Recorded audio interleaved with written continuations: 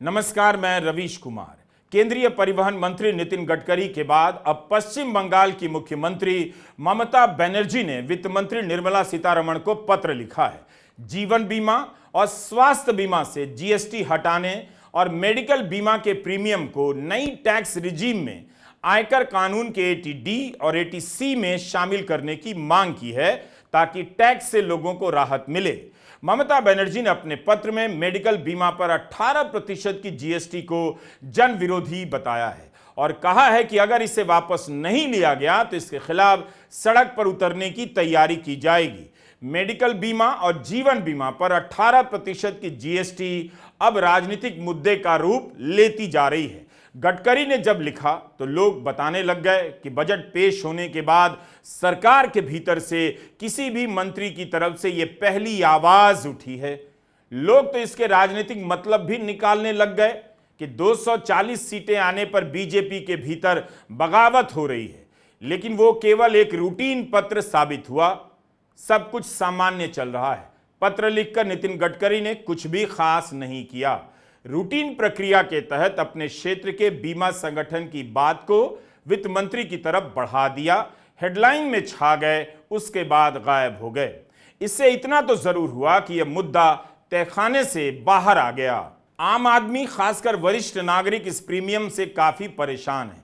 18% की जीएसटी के कारण भारत में स्वास्थ्य बीमा पर टैक्स की दरें दूसरे देशों की तुलना में सबसे ज्यादा हैं। वरिष्ठ नागरिकों को 1 लाख तक के स्वास्थ्य बीमा कवर के लिए औसतन 12,000 से 15,000 रुपए चुकाने पड़ते हैं। इसी साल जनवरी में confederation of general insurance agents association of India ने वित्त मंत्री से चिट्ठी लिखकर मांग की कि स्वास्थ्य बीमा अधिक लोग खरीद पाएं, समाज में सामाजिक सुरक्षा का दायरा बढ़े, इसलिए प्रीमियम के ऊपर 18% की जीएसटी घटा दीजिए, 5% तक ले आइए। पिछले 5 साल में स्वास्थ्य बीमा का प्रीमियम लगभग 2 गुना हो गया है, लेकिन इसका दायरा सीमित है। पॉलिसी रिन्यूअल भी औसतन 65 से 70% तक ही है, जिससे पता चल रहा है कि सामान्य बीमा धारक लगातार बढ़ोतरी के चलते प्रीमियम नहीं चुका पा रहा है। राज्यसभा में तृणमूल कांग्रेस के सांसद साकेत गोखले ने प्रीमियम का मुद्दा उठाया। She, like many other professionals living in our cities in India, she has to pay medical insurance premium every year. So what kind of a travesty is it that this government charges 18% GST on insurance payments? That for getting the basic right of healthcare that you pay premium for, you're charging 18% GST on that. लेकिन खबर चल गई कि गडकरी ने पत्र लिखा है। लगता है कि इस खबर में बीमा धारकों को जीएसटी से होने वाली परेशानी की कम चिंता थी। गडकरी के लिखने में सियासी मसाला ज्यादा दिख गया। गडकरी ने भी पत्र लिखने के बाद कुछ किया तो नहीं, बस चिट्ठी आगे बढ़ा दी और हेडलाइन में छा गए। इस प्रक्रिया को भी दर्शकों को समझना चाहिए। विपक्ष के सांसद सदन में और बाहर इसकी मांग कर रहे हैं कि आपने साकेत गोखले के बयान को उसी प्रमुखता से छपा हुआ देखा जिस प्रमुखता से गडकरी के पत्र के बारे में देखा था। आपकी कमाई तो बढ़ती नहीं, लेकिन टैक्स कब कहां से आपके गुब्बारे को खींचकर नीचे ले आता है पता नहीं चलता।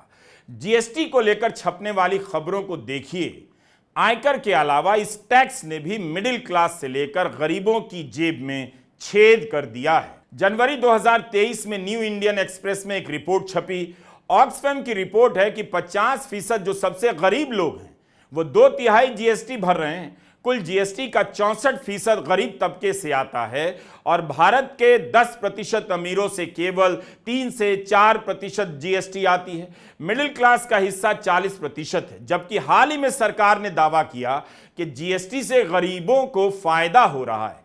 घरेलू चीजें सस्ती हुई हैं, उनकी बचत बढ़ी है, मगर आंकड़े तो यही कहते हैं कि 40 साल में सबसे ज्यादा बचत में कमी आई है।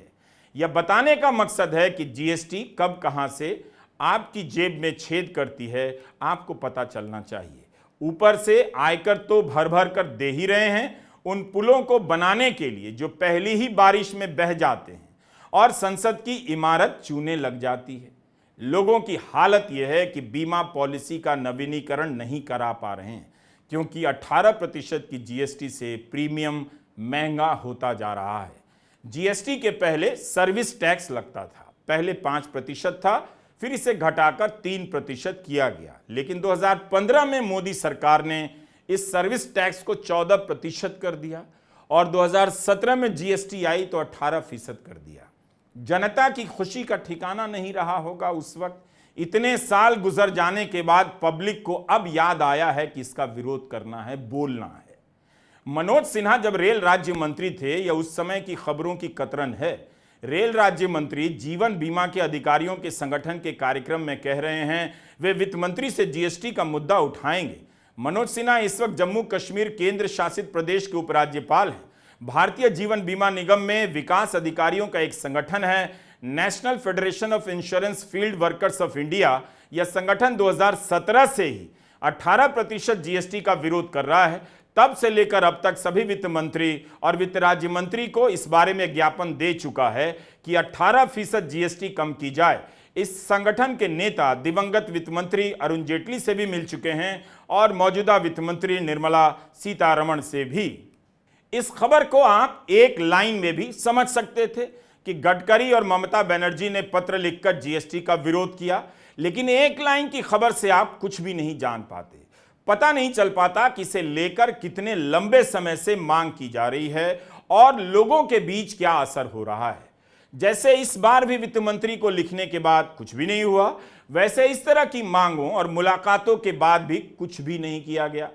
लेकिन जो लोग मेडिकल और जीवन बीमा पर 18% प्रीमियम दे रहे हैं, उनसे पूछिए उन पर क्या बीत रही है। हमारे एक मित्र 3 साल पहले 23,000 प्रीमियम दे रहे थे, अब 31,000 देते हैं। 3 साल में 8,000 अधिक हो चुका है। आज भी भारत की 73% आबादी के पास बीमा नहीं है। अगर बीमा इस तरह से महंगा होता जाएगा तो आम आदमी अपने जीवन की सुरक्षा का इंतजाम नहीं कर पाएगा। लंबा वीडियो देखने के फायदे बता रहा हूं, इसलिए विस्तार से और समग्रता से और आखिर तक देखा कीजिए। मिंट अखबार में सुमित बोहरा की रिपोर्ट है, इसी साल 27 जून को छपी है। इस रिपोर्ट में बताया गया है कि भारत में स्वास्थ्य के क्षेत्र में महंगाई की दर 14% है, जो बहुत अधिक है। ऐसे में स्वास्थ्य बीमा से जीएसटी हटाने या कम करने से लोगों को राहत मिल सकती है। लोग फिर से बीमा को रिन्यूअल कराने लग जाएंगे। इस महंगाई के कारण बीमा क्षेत्र का विस्तार नहीं हो पा रहा, क्योंकि कुछ ही लोग एक से अधिक बीमा खरीद रहे हैं और 73% आबादी के पास बीमा नहीं। वित्त वर्ष 2024 में भारत में स्वास्थ्य बीमा का सालाना प्रीमियम 1 ट्रिलियन रुपए को पार कर गया। भारत में यह 20.2% की दर से बढ़ रहा है। G20 देशों में सबसे तेजी से बढ़ता बीमा बाजार है भारत का। इसके बाद भी 73% आबादी बीमा की पहुंच से दूर है। प्राइवेट बीमा कंपनियों ने भी 18% जीएसटी का विरोध किया है, जीएसटी कम करने की मांग की है। तमाम खबरें आपको मिल जाएंगी। उन्हें भी दिख रहा है कि जो क्लास थोड़े अधिक प्रीमियम पर उनका बीमा खरीद सकता है, वह भी 18% जीएसटी के कारण खिंचा महसूस करता है। वित्त मंत्री निर्मला सीतारमण अक्सर इसे जीएसटी काउंसिल पर थोप देती हैं। अप्रैल 2022 में वित्त मंत्री ने इसे लेकर एक लिखित जवाब दिया था। बिजनेस स्टैंडर्ड की इस खबर के अनुसार वित्त मंत्री ने संसद को बताया कि स्वास्थ्य बीमा पर 18% जीएसटी दर को कम करने का प्रस्ताव जीएसटी परिषद के सामने रखा गया, लेकिन परिषद ने इसकी सिफारिश नहीं की। 22 दिसंबर 2018 को परिषद की 31वीं बैठक में और 20 सितंबर 2019 को परिषद की 37वीं बैठक में इससे जुड़े प्रस्ताव रखे गए, लेकिन परिषद ने जीएसटी कम करने की सिफारिश नहीं की। आर्थिक रूप से पिछड़े वर्ग के लोगों और भिन्न रूप से सक्षम लोगों के लिए जो योजनाएं हैं, जैसे राष्ट्रीय स्वास्थ्य बीमा योजना, जन आरोग्य बीमा नीति, निरामया स्वास्थ्य बीमा योजना, इन सभी को जीएसटी में पूरी छूट दी गई है। इन पर कोई जीएसटी नहीं लगती। इसके अलावा स्वास्थ्य सेवाओं को भी जीएसटी से छूट मिली हुई है। लेकिन यह इस सवाल का जवाब नहीं हुआ कि आयुष्मान से लेकर निरामया और जन आरोग्य बीमा गिना दीजिए कि इस पर जीएसटी नहीं है। सवाल उन लोगों का है जो बाजार से बीमा खरीदते हैं और प्रीमियम पर 18% जीएसटी देने के लिए बाध्य हैं। उनकी जेब पर बोझ पड़ रहा है। इस तरह का टालू जवाब 2021 में वित्त राज्य मंत्री भरत कराड़ ने दिया कि सरकार आयुष्मान योजना के तहत बीमा सुविधा दे रही है। क्या आयुष्मान सभी के लिए है? सालाना 5 लाख रुपए के इस स्कीम में पूरे परिवार के बीमा से क्या स्वास्थ्य बीमा की सारी जरूरतें पूरी हो जाएंगी? नहीं हो सकती हैं।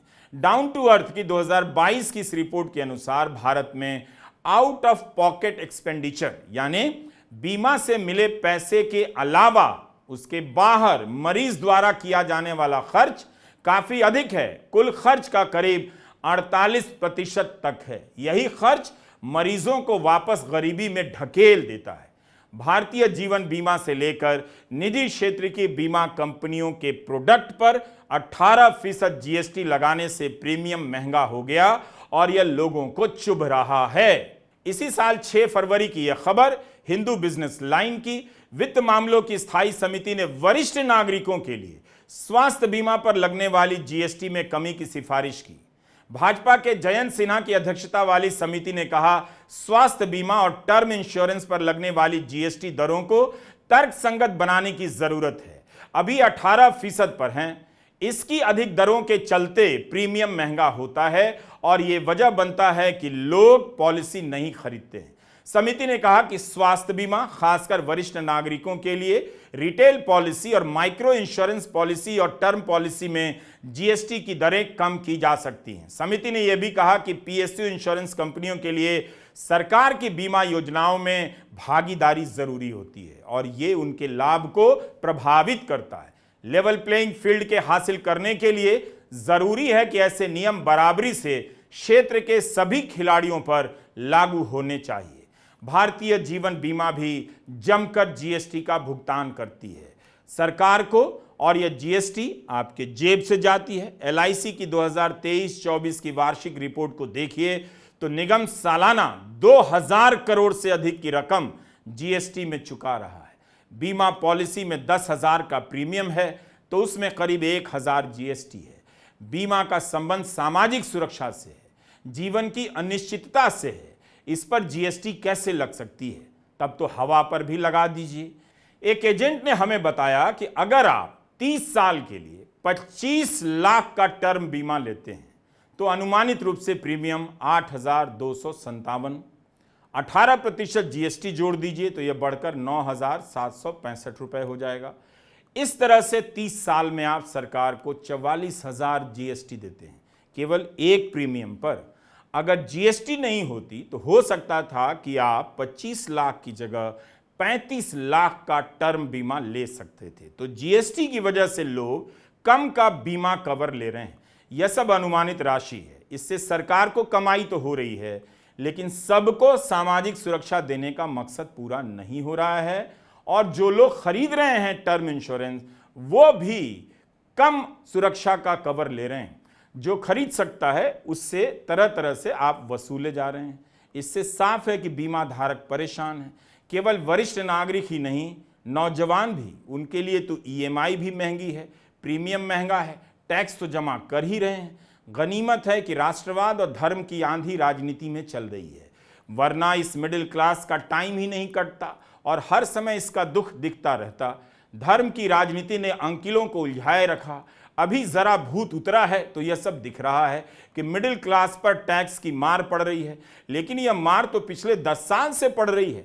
कहां गई वो खुशी कि हम 100 रुपया लीटर पेट्रोल भरा लेंगे मगर कुछ नहीं कहेंगे। अगर टैक्स से दर्द बढ़ गया तो मेरी एक राय है, मिडिल क्लास को सरकार से मांग करनी चाहिए कि जीएसटी खूब बढ़ाइए, 36% कीजिए, मगर हमें धार्मिक मुद्दे दीजिए, नफरत के मुद्दों की सप्लाई कीजिए ताकि हमारा नशा जो उतरा है फिर से चढ़ने लग जाए। यही नहीं, सरकारी बैंकों ने 3 साल में मिनिमम बैलेंस नहीं होने के कारण आप जनता की जेब से 5,000 करोड़ रुपए काट लिए। सरकार रेलवे में वरिष्ठ नागरिकों को मिलने वाली छूट बंद कर पैसे कमा रही है। 2022-23 में एक साल में ही 2,242 करोड़ सरकार ने कमाए हैं। यहां तक कि वेटिंग लिस्ट का टिकट कैंसिल कराने पर आपको घाटा होता है मगर सरकार की कमाई हो जाती है। इससे ही 3 साल में 1200 करोड़ से अधिक का फायदा हुआ है सरकार को। तो जब तक राजनीति में आप धर्म के मुद्दे को लाते रहेंगे, नफरत की राजनीति में अपने आप को झोंके रहेंगे, तब तक आपकी जेब से कितना भी पैसा कट जाए, मैं गारंटी देता हूं आपको पता नहीं चलेगा, क्योंकि आपकी बुद्धि ही नहीं बचेगी तो पता कैसे चलेगा। नमस्कार, मैं रवीश कुमार।